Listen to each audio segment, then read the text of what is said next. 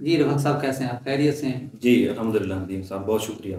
Sir, आज जिस मकसद के लिए आपको ज़हमत दी है वो ऑलरेडी हम आपसे डिस्कस कर चुके हैं। वो एक टॉपिक है हमारा, डार्विन का, वो थ्योरी जो उन्होंने पेश की थी एवोल्यूशन की, कि एवोल्यूशन क्या है। हम उसको जानना चाहते हैं। सोशल मीडिया पे आपका इसका अच्छा खासा काम है और अच्छी खासी आपकी रिसर्च है, तो सोचा आपसे ही ये चीज़ हम जान लेते हैं। तो सबसे पहले थ्योरी ऑफ एवोल्यूशन की तरफ जाने से पहले आप हमें थोड़ा सा आसान अल्फाज में समझा सकें कि साइंस की रूह से थ्योरी होती क्या है बुनियादी तौर पर, कि एक आम आदमी इसको समझ सके कि थ्योरी क्या होती है बुनियादी तौर पर। जी बहुत शुक्रिया नदीम साहब।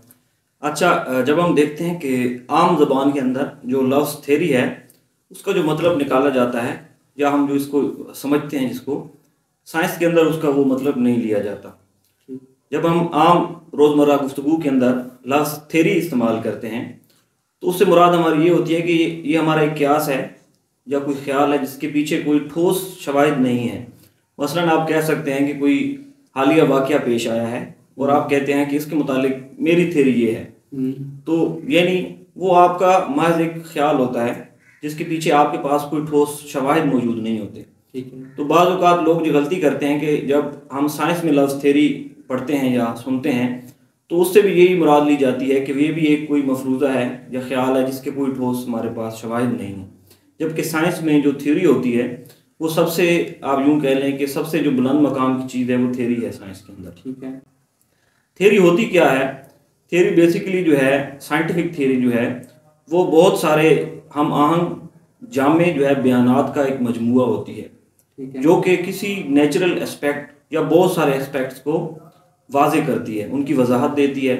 और ये जो बयानात होते हैं ये बाहम मरबूत होते हैं, एक दूसरे के साथ जुड़े होते हैं। ठीक है। और एक आखिरी बात कि उनके पीछे एक जो है ना रीजनिंग होती है, ठोस रीजनिंग होती है, और जो है बहुत सारे शवाहिद मौजूद होते हैं। तो ये एक थ्योरी की आप आसान अल्फाज में तारीफ ये कर सकते हैं। दूसरा थ्योरी के अंदर ये होता है कि कोई भी थ्योरी उस वक्त तक साइंटिफिक नहीं हो सकती जब तक वो पेशगोई करने की सलाहियत ना रखे, यानी वो उसके अंदर प्रोडिक्शन पावर होनी चाहिए। और वो जो प्रोडिक्शन पावर है, जो प्रोडिक्शन वो करती है, उसको हम टेस्ट कर सकते हैं। ठीक है। यानी साइंस के अंदर एक लफ्ज़ यूज होता है फिलोसफी के अंदर, फाल्सिफाई करना। यानी अगर कोई साइंटिफिक क्लेम ऐसा है जिसको आप फाल्सिफाई नहीं कर सकते तो फिर वो साइंस ही नहीं रहेगा। तो इस ठीक है। लिहाज से साइंस की जो खूबी है कि इम्कान मौजूद रहता है कि हम कभी भी थ्योरी को प्रूव नहीं करते हैं।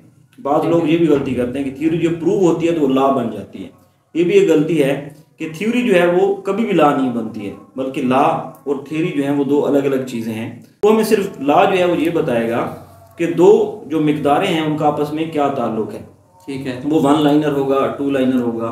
मसलन न्यूटन के ग्रेविटी का जो हमें लॉ बताता है वो ये बताता है कि दो जिस्मों के दरमियान जो ग्रेविटेशनल फोर्स ताकत है कशिश शक्ल की, उसका ताल्लुक उनके मैस और उनके दरमियान जो फासला है उससे होता है। ठीक है। ये हमें ये नहीं बताता कि ये ग्रेविटी है क्यों क्यों वजूद में आई। तो इसके लिए हमें देखना पड़ता है आइंस्टाइन की जो थ्योरी है ग्रेविटी की उसकी तरफ। ठीक है। यानी उस थ्योरी के अंदर हमें ये पता लगेगा कि ये जो दो जिस्मों के दरमियान ग्रेविटी है ये क्यों होती है। और उसका जवाब आइंस्टाइन ने दिया था कि वो जो उनका है कि जिसमें स्पेस टाइम के अंदर जो कोई भी वजन या मैस रखने वाली चीज़ जब वो खम पैदा करती है तो बेसिकली उस कर्वेचर के अंदर उस खम की वजह से जो है वो एक पुलिंग फोर्स बनती है, खिंचाव की, उसको हम ग्रेविटी का नाम देते ठीक हैं। है। और उसके अलावा यहाँ पे भी नहीं रुकते हम, बल्कि वो जो थ्योरी है वो कुछ प्रिडिक्शन देती है। यानी आइंस्टाइन की थ्योरी कुछ प्रिडिक्शन देती है जिसको फ्यूचर में टेस्ट किया जा सकता है। ठीक है। और इनको टेस्ट किया गया है।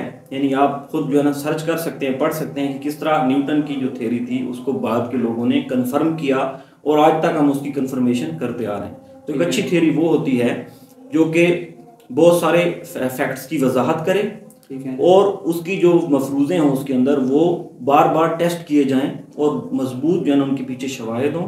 और तीसरा ये कि वो प्रोडिक्शन पावर उसके पास हो और उन प्रोडिक्शंस को हम टेस्ट भी कर सकें।